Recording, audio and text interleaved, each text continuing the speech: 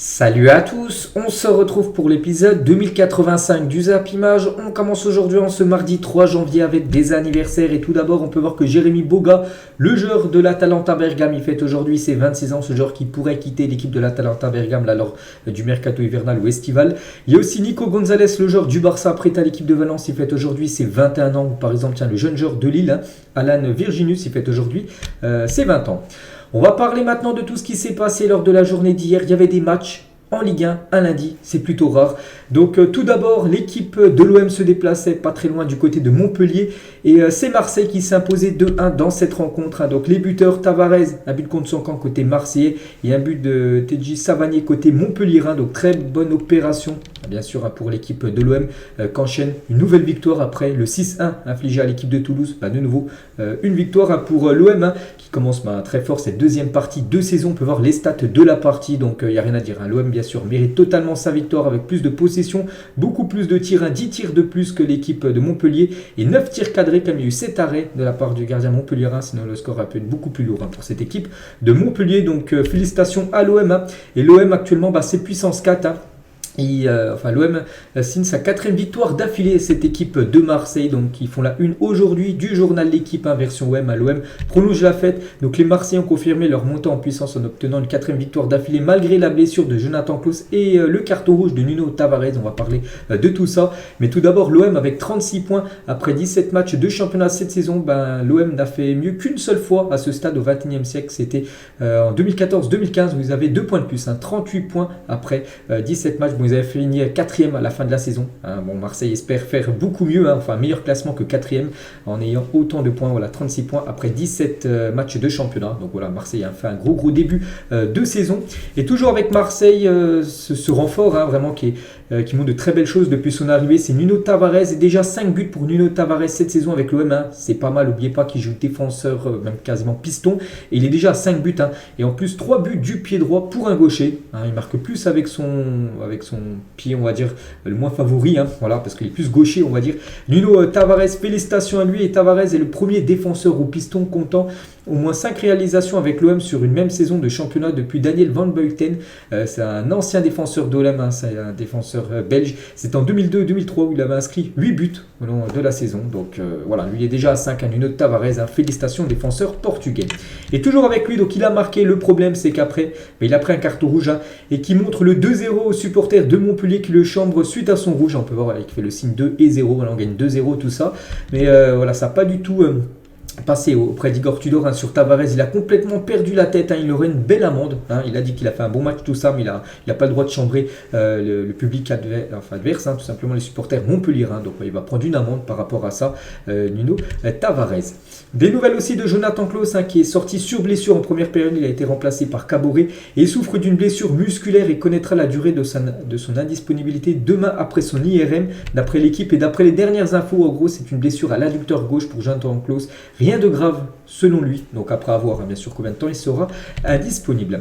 On va parler de Payet qui a commencé de nouveau titulaire avec l'équipe de l'OM. Ça fait plaisir, il a déjà commencé titulaire avec le brassard contre l'équipe de Toulouse il y a quelques jours. Là, pareil, titulaire, et je crois qu'il avait également le brassard hier, donc on peut être content pour lui, parce qu'on sait que la première partie de saison avant la Coupe du Monde, il jouait très peu Payet, et les joueurs de l'OM célèbrent la victoire avec leurs supporters. Donc soirée parfaite pour l'OM hier soir.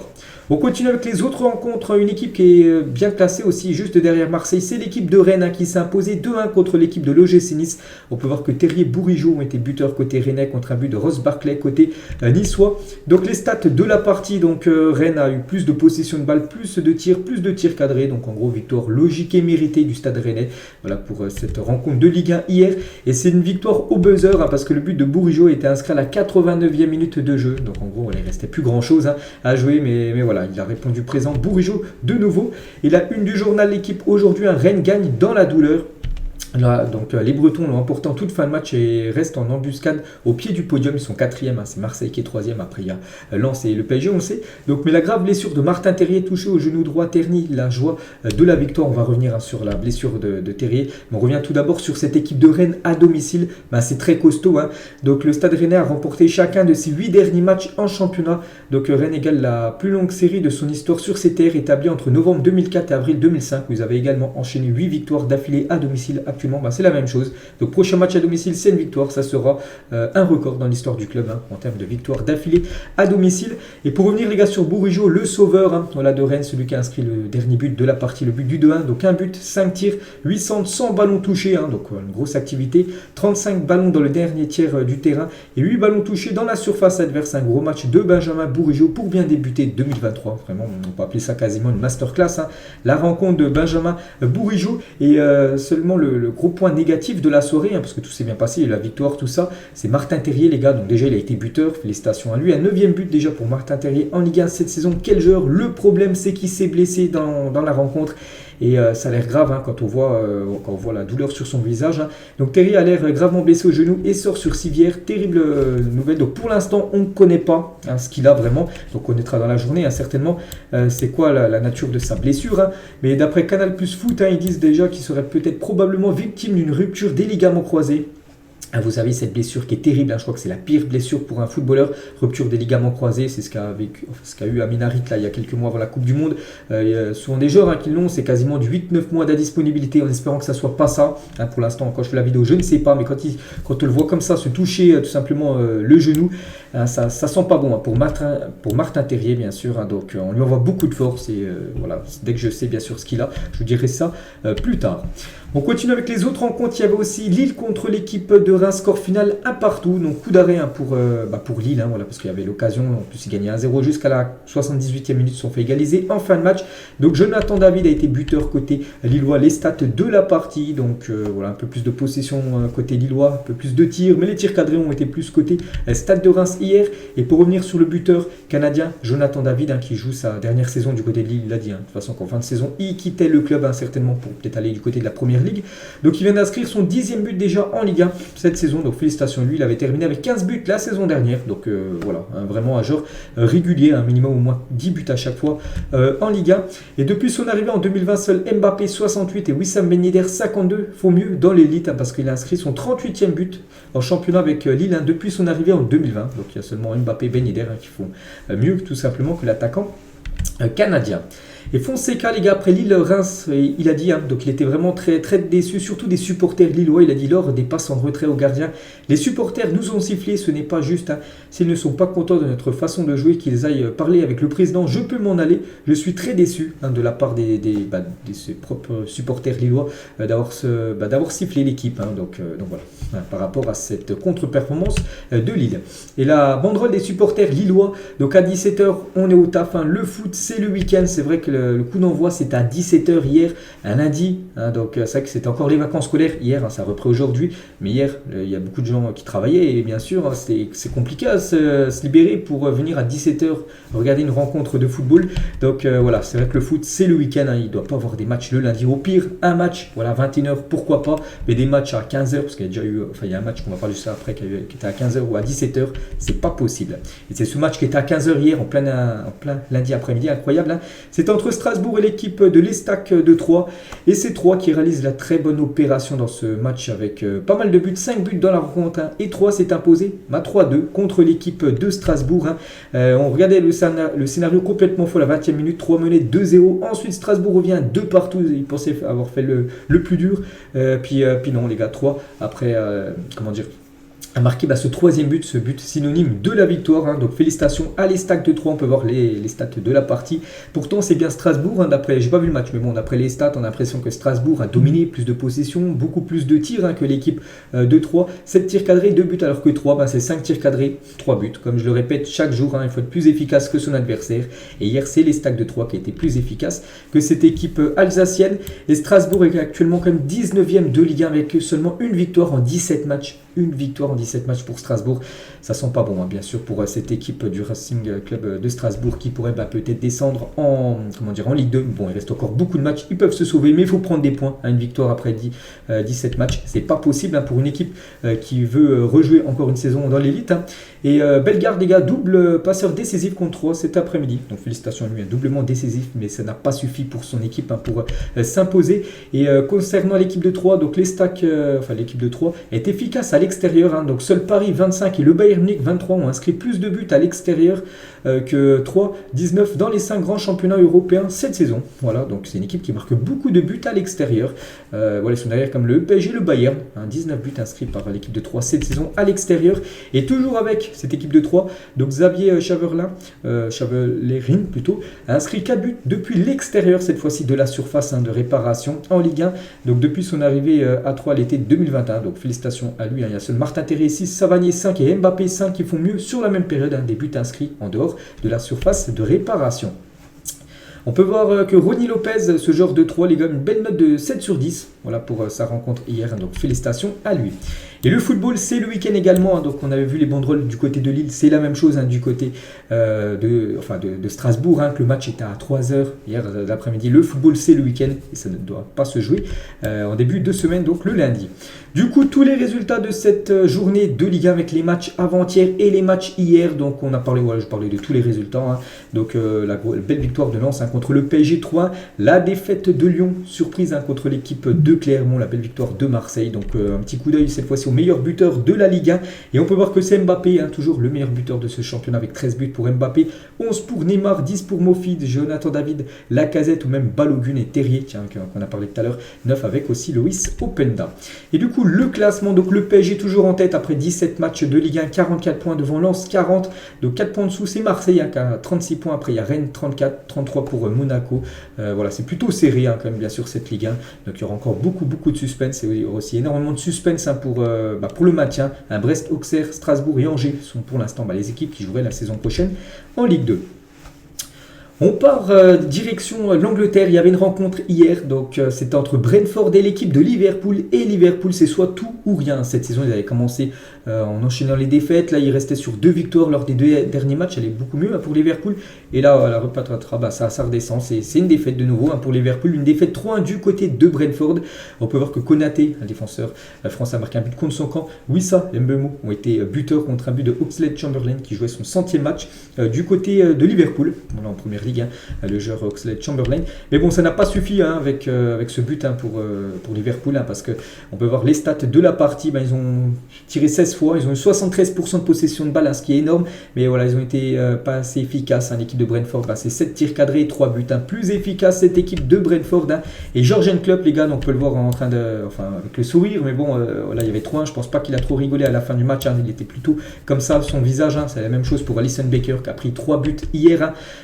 Fabinho, bien sûr, ou même Virgil van Dijk, Darwin Nunez, les gars, et Darwin Nunez, il va falloir commencer à ouvrir son dossier, Darwin Nunez, parce qu'il n'est pas du tout efficace, vraiment de temps en temps. Je vais regarder un petit peu ce que disent les fans, par exemple les fans de Liverpool, et il se fait beaucoup critiquer Darwin Nunez. Par exemple là c'était en début de match, regardez, c'était à la 7e minute de jeu, et sur cette action Darwin Nunez n'a pas marqué, donc voilà, le joueur, n'oubliez pas, il a été acheté pour plus de 80 millions d'euros, l'équipe du Benfica, et ne pas marquer là, parce que là ça fait 1-0 pour Liverpool, s'il marque, voilà, c'est pas le même match bien sûr, et voilà, il ne marque pas ce but, et voilà, ça fait beaucoup d'occasions, je l'avais dit en plus il y a quelques jours, c'est le joueur en première ligue qui se crée le plus de grosses occasions, qui n'arrive pas à les mettre. Preuve à l'appui encore hier soir, incroyable le manque d'efficacité de l'attaquant uruguayen. Et c'est vrai que Liverpool, voilà, ils sont retombés dans leur où ils n'arrivent plus à gagner en gros, enfin une rencontre hier. Et on va parler de Konaté, les gars. Konaté hier, un but contre son coin, il a eu beaucoup de mal, voilà, Konaté même de contrer, on va dire, Mbeumo qui a fait beaucoup de mal à cette équipe de Liverpool. Et c'est vrai que cet homme manque énormément à Liverpool. Là, on pense à Sadio Mané qui a pris la direction du Bayern Munich. C'est vrai que Liverpool, cette saison, ils ont beaucoup de mal à regarder actuellement au classement. Je crois qu'ils doivent être à la 6e position, alors qu'avant avec Mané, c'était toujours premier ou deuxième, avec City, c'est toujours la lutte. Et là actuellement, ils sont vraiment décrochés, cette équipe des Reds. Et après 17 journées, donc Liverpool a déjà 6 points de retard sur le podium et 15 points de retard sur Arsenal qui est leader actuellement. Voilà, pour vous montrer la saison compliquée des Reds. Et côté Brentford, parce qu'on en a parlé de Liverpool, mais côté Brentford, ils s'offrent les Reds et c'est inédit pour eux, donc ils s'imposent pour la première fois face à Liverpool depuis 1938, on est en 2023, ça faisait quasiment 85 ans qu'ils n'avaient pas gagné contre l'équipe de Liverpool, que ce soit domicile ou à l'extérieur pour eux, et chose faite, voilà, pour cette équipe de Brentford, quasiment une victoire historique. Et Brentford a réussi plutôt bien face au Big Six, hein. Donc ils ont perdu seulement contre l'équipe de Arsenal, vous avez pris un 3-0, mais sinon ils ont gagné, n'oubliez pas, Manchester United 4-0, ils ont gagné Liverpool 3-1, ils ont gagné Manchester City 2-1, ils ont fait nul contre Chelsea et Tottenham. Donc voilà, c'est quand même pas mal, hein, quand même pour cette équipe de Brentford. Et deux anciens pensionnaires de Ligue 1 ont marqué ce soir face à Liverpool, donc Brian Mbeumo et aussi Yohan Wissa. L'autre but, ça a été un but contre son camp de Konaté. C'est que la Ligue 1, enfin les ex-joueurs de la Ligue 1 brillent, hein, dans les autres championnats. Et du coup, regardez le programme, hein, donc Brentford-Liverpool, c'était la seule rencontre hier. Aujourd'hui, il y a des matchs, hein, il y a un beau Arsenal-Newcastle, premier contre le troisième, un très belle affiche. Il y a Leicester-Fulham ce soir 20h40, tous les matchs ont lieu à 20h45, à part Manchester United contre Bournemouth 21h. Il y a aussi des rencontres demain le 4 janvier et aussi après-demain un beau Chelsea-Manchester City. Donc voilà, il y a vraiment beaucoup de foot, hein, cette semaine. Nous on adore ça. Il y a un petit coup d'œil au classement, après voilà, c'est défaite de Liverpool. Donc Liverpool, hein, toujours 6ème au classement, mais vu que là les matchs vont être joués, hein, aujourd'hui, demain, après-demain, il pourrait peut-être se faire dépasser, hein, peut-être finir, enfin peut-être être 8ème après cette journée de Première Ligue, hein, donc voilà, avec toujours Arsenal bien sûr en tête, hein, et toujours avec les Gunners avec 43 points après 16 matchs, hein. Donc avec 43 points après 16 matchs, Arsenal réalise le 4e meilleur départ de l'histoire de la Première Ligue, hein. Voilà, pour vous dire qu'ils font un énorme début de saison, hein. Donc Manchester City 46 points en 2017-2018, Liverpool 46 points en 2019-2020 et Chelsea 43 points en 2005-2006 font mieux. Ils ont tous été champions à la fin de la saison, et 43, donc voilà, c'est bien parti, hein, pour Arsenal quand même pour remporter ce championnat. Il y avait un match aussi hier, c'est un match vraiment où il y a beaucoup de tension, hein, c'est entre les Glasgow Rangers et le Celtic Glasgow, c'est le derby de Glasgow. Et il y a eu de partout lors de cette rencontre, hein, du championnat écossais, c'était hier. Il y a de la Coupe du Roi aujourd'hui pour ceux qui veulent regarder cette Coupe du Roi. Donc par exemple, le Real Madrid joue contre Cacereno, hein, c'est une équipe de 4ème division, hein, donc ce sera le petit pousset contre l'ogre Real Madrid, mais vous savez qu'il y a souvent des surprises en coupe, hein. Donc attention au Real Madrid, l'Espagnol contre le Celta. Concernant le Barça, ils joueront demain, hein, le FC Barcelone du côté de Inter City. On va parler cette fois-ci de Cristiano Ronaldo. Vous savez qu'on en parle beaucoup là de Ronaldo, hein, depuis son arrivée, hein, du côté de Al Nasser. Donc hier soir, j'avais dit qu'il prenait l'avion direction Al Nasser. Donc tout s'est bien passé, hein, lors du trajet en avion, hein, de Ronaldo du côté de l'Arabie Saoudite. Voilà, Ronaldo vient d'atterrir à Riyad et quelques photos de Cristiano Ronaldo sur le territoire saoudien. Voilà, donc dans les locaux tout simplement de Al Nasser, où il a pu rencontrer personne, hein, qui travaille à Al Nasser. Voilà. Tout le monde était content, bien sûr, hein, d'accueillir Cristiano Ronaldo. Regardez, on peut voir sa copine, Georgina Rodriguez. On peut voir au milieu, avec la capuche blanche, son fils. Hein. Bon, je ne sais pas si son fils il est très heureux, hein, d'aller en Arabie Saoudite. Je ne sais pas, mais bon, son papa y est. Donc, bien sûr, issu son papa. Et Riyad, hein, souhaite la bienvenue à Cristiano Ronaldo. Vraiment, hein, du côté de Riyad, c'est vraiment le gros événement, hein, l'arrivée de Cristiano Ronaldo. Il y a des pancartes partout. Regardez, il y en a au moins 3-4 clubs. Sur cette photo, il est un peu partout, hein, Cristiano Ronaldo. Et c'est officiel, hein, la présentation de Cristiano Ronaldo à Al Nasser aura lieu. Du coup, c'est aujourd'hui maintenant, c'est marqué demain, mais c'était hier. Donc aujourd'hui à 17h, heure française. Voilà, il va être présenté dans le stade de Al Nasser. Et c'est également officiel, hein, tous les tickets ont été vendus pour la présentation de Ronaldo à Al Nasser. Voilà, il n'y a plus de place disponible, hein. Ça sera guichet fermé pour voir Cristiano Ronaldo avec le maillot, hein, de Al Nasser. Il y aura plus de 30 000 personnes dans le stade de Al Nasser, hein, pour accueillir la star portugaise. Et Ronaldo, les gars, peut-être il a tout préparé, hein, il a peut-être tout prévu, tout simplement, cette signature du côté de Al Nasser. Et on pourrait peut-être le revoir en Ligue des Champions, la Ligue des Champions européenne, hein, pas la Ligue des Champions asiatique, hein, parce que de retour en Ligue des Champions la saison prochaine, c'est possible, hein. Il aurait fait inscrire une clause dans son contrat qui lui permettrait de signer à Newcastle la saison prochaine en cas de qualification en Ligue des Champions. N'oubliez pas que Newcastle sont 3e actuellement et potentiellement en Ligue des Champions la saison prochaine, hein, c'est les 4 premiers en Angleterre qui se qualifient. Donc les deux clubs ont les mêmes propriétaires. Voilà, donc voilà, le club de Newcastle, on sait qu'ils ont été rachetés par un fonds d'investissement saoudien, et ce fonds d'investissement saoudien, mais ils ont aussi l'équipe de Al Nasser. Donc en gros, voilà, si Newcastle se qualifie, Ronaldo pourrait peut-être retourner en Première Ligue la saison prochaine et potentiellement jouer la Ligue des Champions avec Newcastle. Donc voilà, il est malin, bien sûr, Cristiano Ronaldo. Donc on verra, hein, voilà, c'est une clause qu'il a signée dans son contrat. Et toujours avec Ronaldo, donc en 24 heures, les maillots de Ronaldo ont généré beaucoup d'argent, hein, bien sûr, et ça équivaut quasiment à 747 000 € de vente de maillots, hein, de Al Nasser. Voilà, flocage Ronaldo, hein. Donc le patron du magasin d'Al Nasser, il a dit: je n'ai jamais vu ça de ma vie avec toutes les ventes de maillots. Les clients sont forcés de venir avec leurs maillots pour uniquement ajouter le flocage, voilà, parce que tellement qu'il y a, les maillots sont en rupture de stock. Donc voilà, vaut mieux qu'ils viennent directement, enfin les supporters d'Al Nasser, avec leurs maillots et rajouter le flocage qu'acheter directement un nouveau maillot, parce que sinon ils sont en rupture, hein. Voilà, bien sûr, l'effet Cristiano Ronaldo, hein, voilà, le nouveau numéro 7 de Al Nasser. N'oubliez pas qu'il y avait un ancien il y avait un numéro 7 avant l'arrivée de Ronaldo, lui a laissé son numéro de maillot. Donc maintenant, l'ancien numéro 7 de Al Nassr, il porte le numéro 77 du côté du club. Et Ronaldo, bien sûr, lui a son numéro 7. Et Al Nassr, je le répète les gars tous les jours, le nombre d'abonnés sur Instagram, ils étaient à 750 000 avant la signature de Ronaldo. Et maintenant, ils sont quasiment à 7 millions de followers sur leur compte Instagram en l'espace de quelques jours. C'est incroyable. Regardez, on peut voir cette courbe. Donc à peu près, il gagnait janvier, février, mars, il gagnait à peu près 70 000, on va dire, followers par mois. Et dès que Ronaldo, le jour où ça a été annoncé, il a gagné, enfin Nasser, le club a gagné plus de 4,3 millions en une journée en l'espace de quelques heures. Donc bien sûr l'effet Cristiano Ronaldo. Et aussi Ronaldo, on sait qu'il est arrivé du côté de Al Nassr, on sait que maintenant il touche un énorme salaire. Regardez le top 5 des plus gros salaires actuellement au monde et Ronaldo écrase tout le monde. Je crois que même si on additionne le salaire de Mbappé, Messi, Neymar et Iniesta, ils seront quand même derrière le salaire de Cristiano Ronaldo. Il touche plus de 214 millions d'euros. Bon, on annonce 200 millions, bon, c'est grosso modo. Donc Mbappé 63 millions, Messi c'est 41, Neymar c'est 37 et 214 quand même pour Cristiano Ronaldo du côté de Al Nassr. Bien sûr, c'est un contrat en or. C'est le plus gros contrat de l'histoire du football. Toujours avec Ronaldo donc, qui rejoint cette ligue, cette ligue saoudienne, la Pro League, voilà, Saudi Pro League. Et regardez tous les joueurs, comme il y a des joueurs intéressants, des anciens joueurs par exemple de Ligue 1, comme Alvaro González, Luis Gustavo, il y a aussi Mariga, l'ancien joueur de Porto, Banega, les gars, un joueur argentin, Krikoviak, même Aboubakar, même Talisca, voilà, tous ces anciens joueurs peut-être en Europe maintenant jouent du côté de l'Arabie Saoudite. Donc voilà, quand même une belle équipe, bien sûr, si on rajoute en plus Cristiano Ronaldo. Et Rudy Garcia en conférence de presse, n'oubliez pas que Rudy Garcia, c'est le coach de Al Nassr, du coup le coach de Cristiano Ronaldo. Je voulais également faire venir Lionel Messi à Al Nassr directement depuis Doha, donc la Coupe du Monde, la finale. Il voulait le faire venir directement du Qatar, directement en Arabie Saoudite pour qu'il puisse jouer aussi du côté de Al Nassr, bien sûr. Bon, voilà, Léo Messi est bien à Paris, il est bien en Europe pour l'instant, la Pulga. On va parler de Sébastien Haller et ça fait vraiment plaisir, voilà, ce genre d'infos, parce qu'il est de retour à Dortmund. Vous savez qu'il est il a arrêté sa carrière entre parenthèses de footballeur depuis novembre dernier parce qu'il était atteint d'une tumeur, donc il s'est soigné. Je crois qu'il est guéri en plus, donc voilà, maintenant il a pu retourner à l'entraînement, Sébastien Haller, et ça fait bien sûr plaisir de le revoir déjà s'entraîner, donc on pourra le revoir là d'ici quelques jours sur les pelouses du côté de la Bundesliga, donc on est vraiment très très content pour lui. Des nouvelles de Kylian Mbappé, donc Mbappé a joué contre Lens, la même chose pour Achraf Hakimi, et les deux ont quelques jours maintenant de vacances.